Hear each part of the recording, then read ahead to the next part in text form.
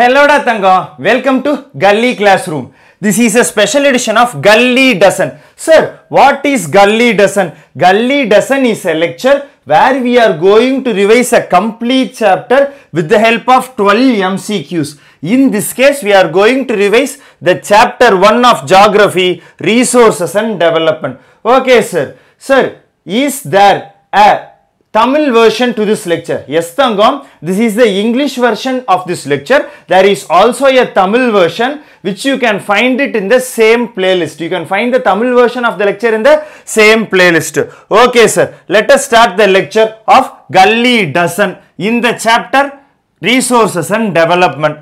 Sir, before starting the lecture, kindly tell me, how am I supposed to study a Gully Dozen in a perfect way? To do a Gully Dozen in the perfect way, you can immediately check the description. All the 12 questions that are revised are given in the description. First, complete all the answers from the questions given in the description. Then, check out the answers along with me. By doing this, you are not just revising the chapter, you are also testing yourself on how much you have studied this particular chapter 1 in Geography, Resources and Development. Yeah, can we start this Gully Dozen? Absolutely, sir. Please do so. Okay, let us look at the first question.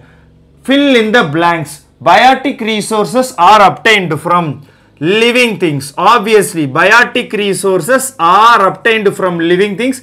Good examples of biotic resources are nothing but flora. What next, sir? Flora and fauna. Flora, fauna, fisheries and livestock. Flora, fauna, fisheries and livestock. Sir, fisheries means fishes, livestock means cows, goats and other organisms that give us milk.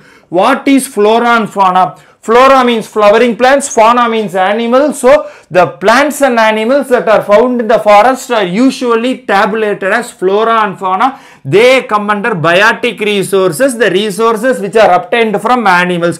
What about abiotic resources, sir? Abiotic resources are obtained from non-living things. Obviously, biotic resources means resources that are obtained from living things. Abiotic resources means resources that are obtained from non-living things. What are some good examples of abiotic resources? Rocks and all the metals are good examples for abiotic resources. They are obtained from the earth itself, which is not a living thing. What is the next fill in the blank? Renewable resources can be dash. Obviously, they can be renewed or they can be regenerated. Good example is solar and wind energy are renewable resources. Okay, sir. What about non-renewable resources? Non-renewable resources are exhaustible. What is the meaning of exhaustible? They can get exhausted. They can get completed. They are not regenerated. These non-renewable resources. These non-renewable resources take a long time to get generated, to form. So, what are some good examples for non-renewable resources? All fossil fuels, coal, petroleum, such examples can be valid for non-renewable resources. Coal and petroleum are good examples for non-renewable resources. So, I have completed my first question, a very big question. Yeah. Okay, let us go for the second question. Resources which are surveyed and their quantity and quality have been determined for utilization is known as. Okay, so you are doing a survey. You are checking the quantity. What is quantity? How much of a resource is present is quantity. What is quality? What is the good quality of the resource? What is the efficiency of the output from the resource can be said from the quality of the resource. So, you are surveying a resource in order to not just measure how much is present. You are also measuring the quantity and quality of a resource, and this particular resource is called as developed resource. Such a specific resource where you are doing a survey to measure both the quantity and the quality, Q and Q, is called as developed resource. Okay, sir, that is fine. So, what is meant by potential resource? Give me a short idea. A potential resource is a resource that is found in the region but it is not yet utilized. What is Potential resource means a resource that is found in a region but it is not yet utilized. Okay sir, give me a good example for potential resource. A good example for potential resource is wind energy in Rajasthan and Gujarat. Wind energy in Rajasthan and Gujarat. In Rajasthan and Gujarat there is so much wind, but we are not utilizing that wind energy in a proper manner. Hence it comes under potential resource. What is a good idea of stock resource? Kindly tell me what is stock resource. Stock resource is simply an idea where a material is present in the environment that has the potential to satisfy our needs. It can satisfy our needs, but it does not have technology. It does not have the needed technology for the using of that particular resource.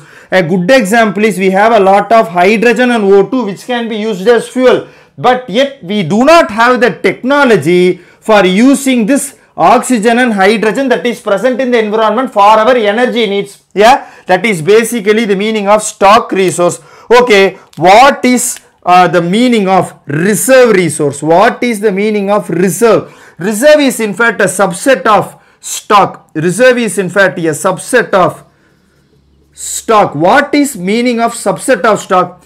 Reserve resource is a type of stock resource. Let me repeat myself. Reserve resource is a type of stock resource. There is also technology to use this resource.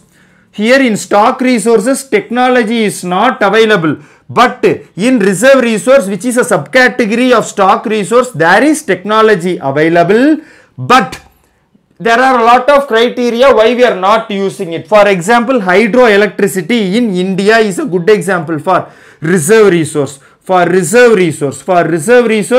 Hydroelectricity in India, because we a lot of parameters, maybe due to we will not be able to produce a lot of electricity at one given place. We will not be able to transport the produced electricity. There are a lot of limitations, and due to such limitations we are not using hydroelectricity as much as possible in India. Such a type of resource which is a subset of stock, but there is also technology to be used, is called as reserve resource. Okay sir, I am comfortable with my second question. Let us go for the third question. Which one of the following types of resources is iron ore?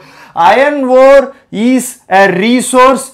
Is it renewable? No, it is not renewable. It will take a lot of time to form iron ore. It is a non-renewable resource. Option is D. Iron ore is a non-renewable resource because it cannot be renewed. Whatever iron ore is available in the earth is being used by us. Once we have exhausted the deposits of iron ore, then we need to search for some other alternative. Let us hope our technology is sound enough to give us alternatives, and people are creative enough to use those alternatives wisely. Yeah, anyway, 1, 2 and 3 we have completed 3 questions. What about the fourth question, sir? Identify the given soil with the help of the following features. What are the features they are talking about? Red to brown in color. Okay, this particular soil is red to brown in color. What next? It is sandy in texture, saline in nature. That this is more or less like poetry. Sandy in texture, saline in nature. So it is slightly sandy to touch. When you put it in your tongue, it is salty to taste.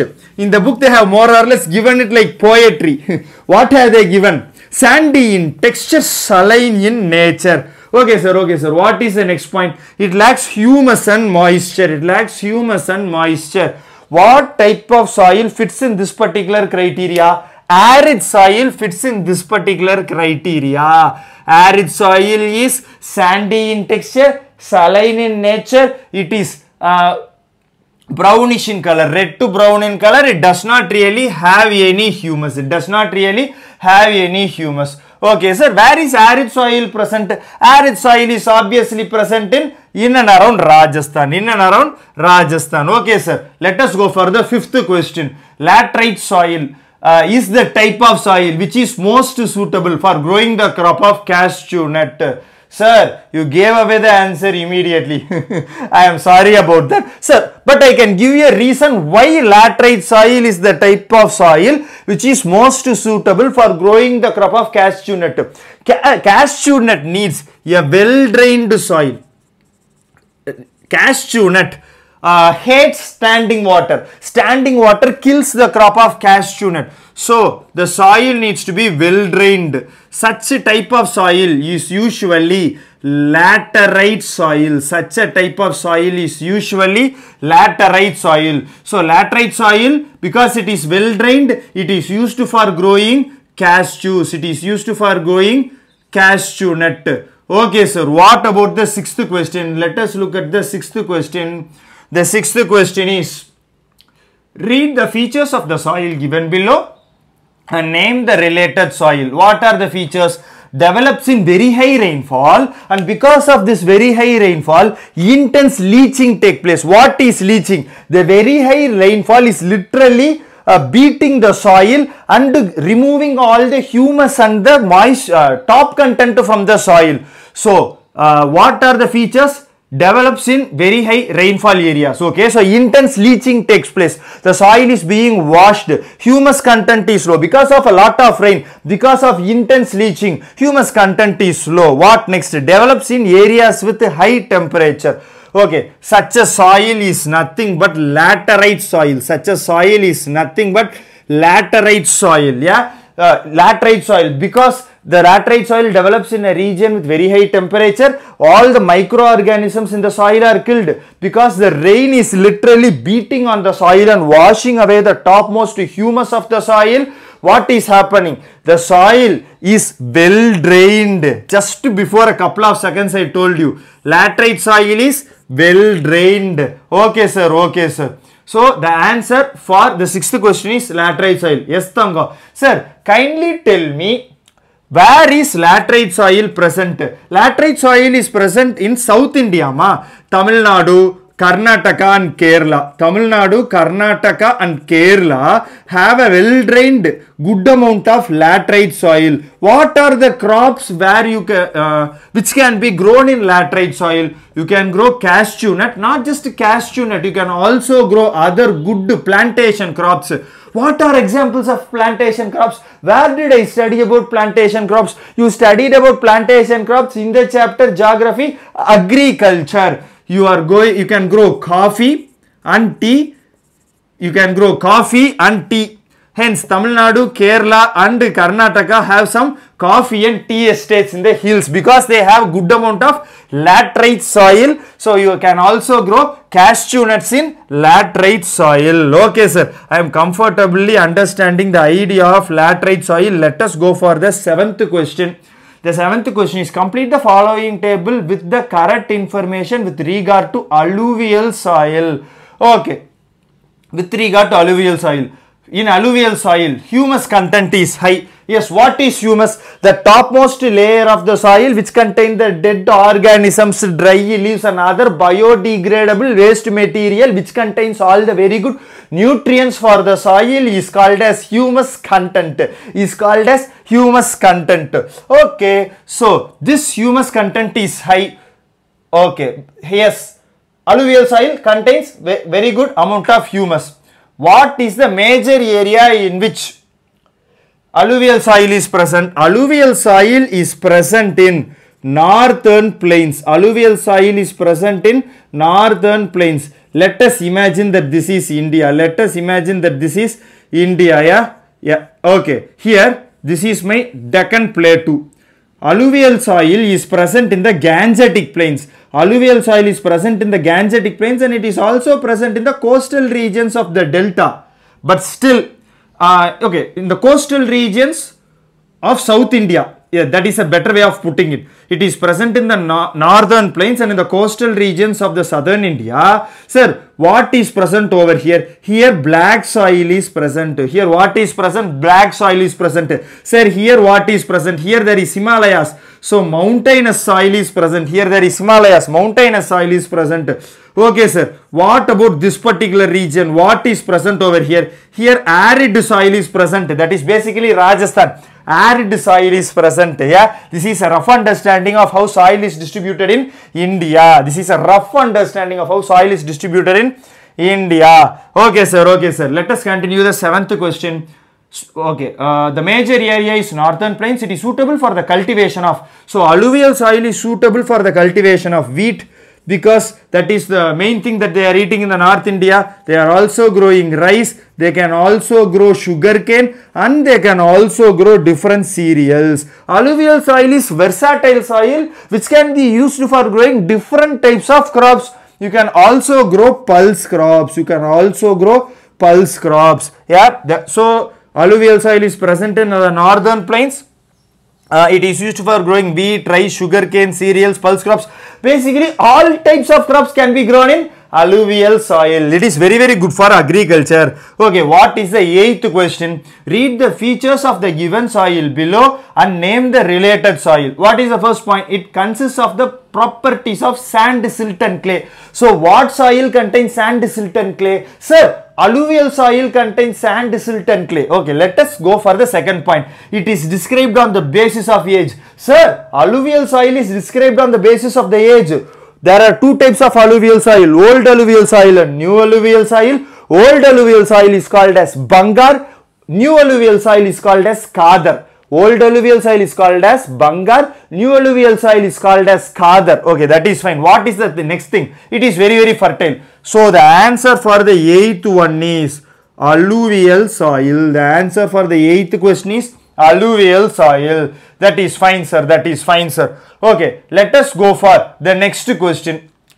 What is the next question? The next question is, the first International Earth Summit was held at. Okay, what is the first International Earth Summit? More than 100 leaders of different countries in the world are meeting together in order to discuss how to safely promote environment conservation, how to protect the environment, how to fight against poverty, how to help all the countries among one another, how to develop cooperation within the countries. Yeah, how to combat different types of pandemic diseases like corona, different type of pandemic diseases like corona. All this was done in the year June 1992. In the year June 1992. So, in which place did all these world leaders, more than 100 countries, world leaders of more than 100 countries gather together? They gathered together in Rio de Janeiro. They gathered together in Rio de Janeiro, and once they gathered together in Rio de Janeiro, what did they do? They discussed about how to protect the nations, how to help one another. Okay, sir, let us go for the 10th question. So, for the 9th question, the option is D. For the 9th question, the option is D. For 10th question, read the following information and write a single term for it. It was signed by the world leaders at the United Nations Conference on Environment and Development. Its agenda is to achieve global sustainable development by combating environmental change, poverty, disease through global cooperation on common interests and mutual and shared responsibilities. This is basically talking about Agenda 21. What is Agenda 21? All the world leaders of more than 100 countries in June 1992 are gathering in Rio de Janeiro, and they are discussing common interests, mutual needs. What are the common interests and mutual needs? All the countries wanted to combat environmental change, poverty and disease through global cooperation, and that was discussed, and an agenda called as Agenda 21 was signed. An agenda called as Agenda 21 was signed. So that is basically the answer here. That is basically the answer here. Okay, sir. So I have completed 10th question. Kindly go for what question? The 11th question. The 11th question is, consider the following statement regarding suggestions for conservation of land. Okay. So they are asking how to conserve land. First point is afforestation. Afforestation means basically planting trees. Yes, by planting trees I can improve the forest. I can create a better conservation of land. So the first point is right. What next? Overgrazing should be encouraged. If I allow the cattle to overgraze, the cattle will eat all the shrubs. Because of that, the topsoil will be washed away with the rain. The topsoil will be washed away. I should always reduce overgrazing. I should always prevent overgrazing. So the second one is wrong. What about third one? Control of mining. Yes, by control of mining, conservation of land can be done. So the third point is also correct. 1 and 3. What is 1 and 3? Option is A. So for 11th one, option A, 1 and 3. What about the 12th question? Consider the following statements regarding measures of soil conservation. What is contour ploughing? The first point. First point is contour ploughing. Contour. Let us say this is a hill. If you are going to plough like this, along the slope, the water that is falling on the hills when it is raining will simply come down the tunnels, come down the pathways that you have ploughed, pulling along with them all the topsoil of the mountains, in order to avoid that. How do we do ploughing in the mountains? In the mountains, if this is the slope, you should never plough like this. You should plough like this. When you are ploughing like this, what is happening? Even if the rain is coming and even if the water is flowing down the slope, even if the rain is coming and the water is coming down the slope, the tracks of the plough will try to hold the water. The furrows and the tracks of the plough will try to hold in the water, and it will obviously prevent soil erosion. Hence, soil conservation is happening due to contour ploughing. If this is the hill, you should never plough along the slope. You should always plough against the slope, along the contour lines. Okay, sir. So, the first one is right. What about the second one? Shelter belts of trees. Obviously, you need to put a lot of trees. You need to plant a lot of trees in order to avoid soil erosion, because the wind immediately will carry the soil if there are no trees to block the movement of the wind.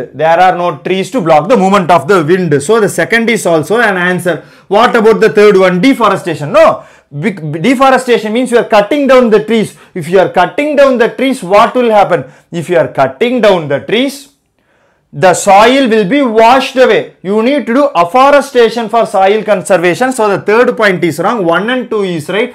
The answer is B. Yeah, we have completed 12 questions. So in this particular unit, in this particular chapter, which chapter? Geography, Resource and Development. Which is the most important thing that I need to study, sir? The most important thing that you need to study in this particular chapter is soils.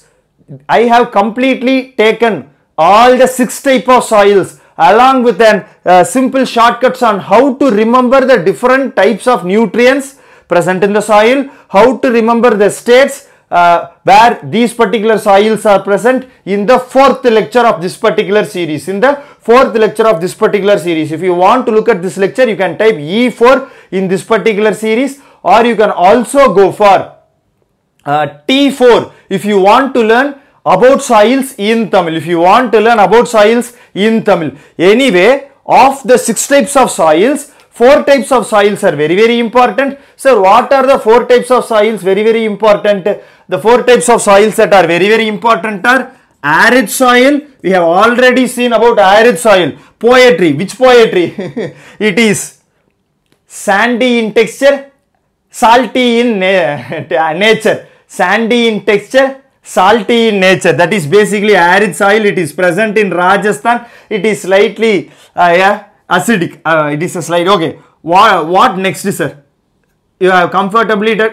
What is the next important soil? Learn about black soil. What is the other name for black soil? Black soil is also called as black rigor soil or black cotton soil. Black soil becomes sticky when wet. What next, sir? Black soil when there is dry season, when in hot weather, black soil develops cracks and because it develops cracks, air gets into these cracks and aeration is happening in black soil. Black soil has a greater capacity to hold moisture. Black soil is ideal for growing cotton and sugarcane. Black soil is ideal for growing cotton and sugarcane. Also, you need to study clearly about alluvial soil. What next, sir? You also need to study about laterite soil. These are the very important types of soils. I have already recalled about arid soil, alluvial soil and laterite soil in the 1 mark itself. Black soil, I just gave you the most important points. What are the most important points, sir? In hot weather develops cracks, aeration is happening in black soil. It has a great capacity to hold moisture. It is sticky when wet. Also when it is raining, immediately you need to till the soil before using black soil. Yeah. Also black soil is present in Madhya Pradesh, Maharashtra and Chhattisgarh. Madhya Pradesh, Maharashtra, Gujarat and Chhattisgarh. Yeah. Places where you are growing a lot of sugarcane because of the presence of this particular black soil. That's basically the 4 important types of soil. That's basically the 4 important. You have obviously 6 types of soils. Do study that in that particular lecture, which is E4 in English and T4 in Tamil. Yeah, that's basically the end of this Gully Dozen. I hope you guys enjoyed this Gully Dozen with me. Yeah, if you like our channel, if you like our lectures, obviously, kindly click the like button. What next, sir? Do subscribe to our channel and click the bell icon. Also, recommend our channel to your friends in social media. Why, sir? Because we are going to have so much fun by doing a lot of Gully Dozens and all different types of most important CBSE board repeated questions will be discussed. In which particular subjects, sir? All subjects: physics, chemistry, biology, history, geography, economics and so on for you guys. Cheers and thank you. See you guys in the next lecture. Bye, Dakana.